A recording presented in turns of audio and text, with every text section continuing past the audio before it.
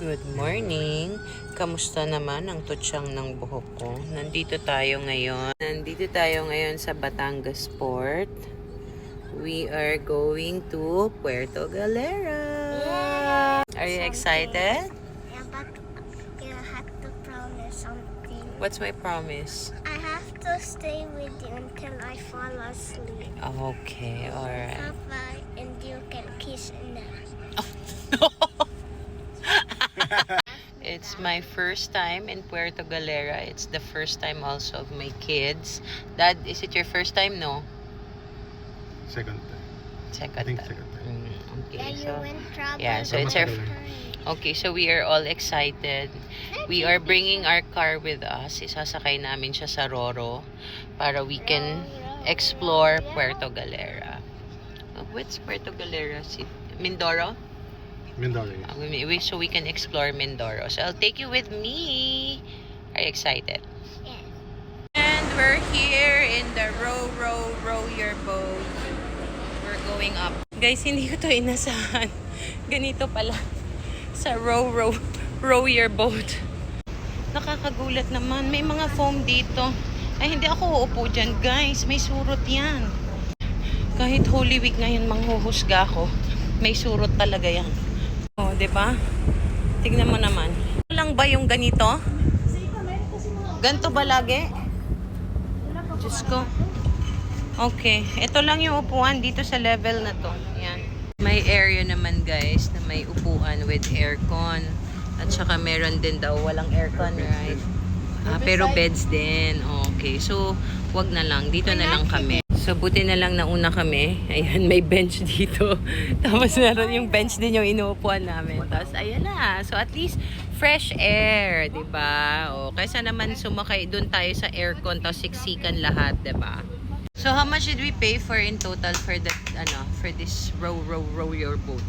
Around 6,000. 6,000 kasi sinakay namin yung car namin, guys. So, parang around 3,000 something. 3,000 plus yung para sa car. Tapos, we are 6 altogether.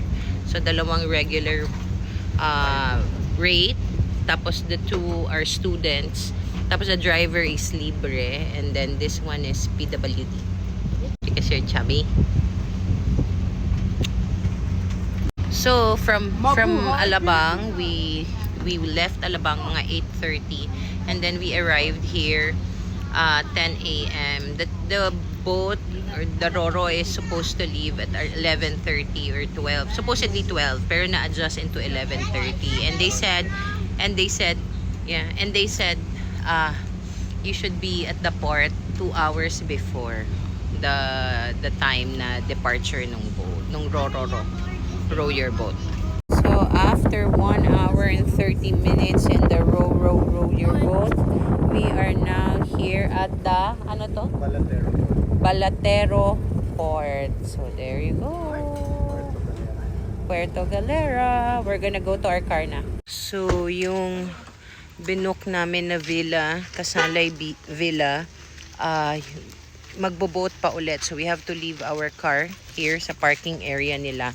Tapos we will ride a small boat, mga 10 minutes to get to the resort. So I'll bring you with me.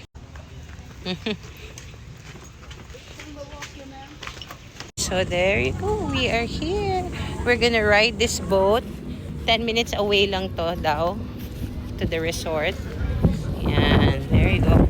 And we're here. Ang bilis lang. Yeah, parang less than 10 minutes, guys. There you go.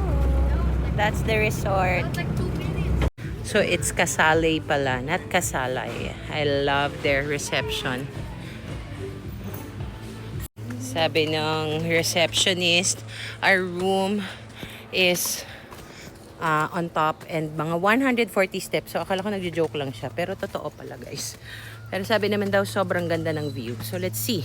Here is our villa. Two floors siya kasi two bedrooms yan. So this is the first bedroom. Tas queen bed. Wow. Sulit naman ang ating inakyat. So there's the bed. And then here is we have our own terrace here. And then, and here, oh, Anna, no, I think you have to slide it. Oh my gosh.